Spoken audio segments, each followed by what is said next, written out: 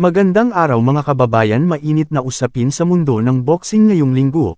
Mula sa mga hamon ng ating mga Pinoy fighters, kontrobersya sa mga pahayag ng promoter, hanggang sa bagong hari ng pound-for-pound rankings. Narito ang ating sports boxing update.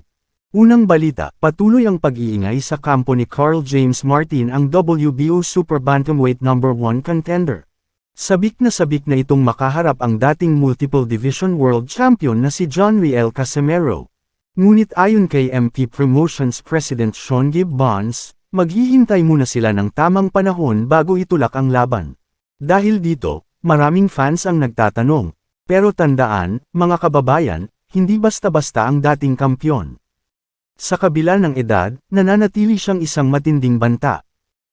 Samantala umani ng batikos si dating top-rank promoter Bob Arum kung dati si Manny Pacquiao ang kanyang minaliit at sinabing hindi kasing kalibre ng mga monster.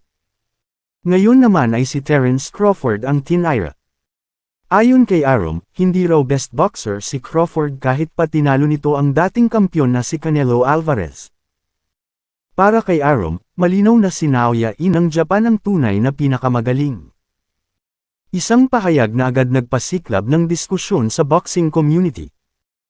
At kaugnay ni Crawford, matapos ang kanyang kamanghamanghang panalo laban kay Canelo Alvarez, siya na ngayon ang kinikilalang bagong pound-for-pound king ng The Ring magazine. Dahil dito, muling uminit ang tanong ng mga fans. Sino ang susunod na makakalaban niya? At higit sa lahat, hanggang kailan mapapanatili ni Crawford ang kanyang paghahari sa ibabaw ng lona?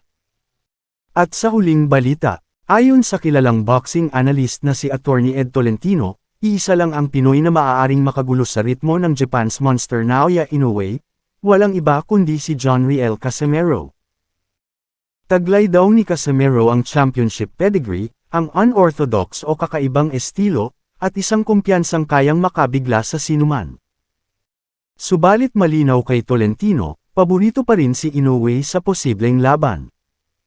Pero mga kababayan, paano kung sakaling magtagumpay si Casimero?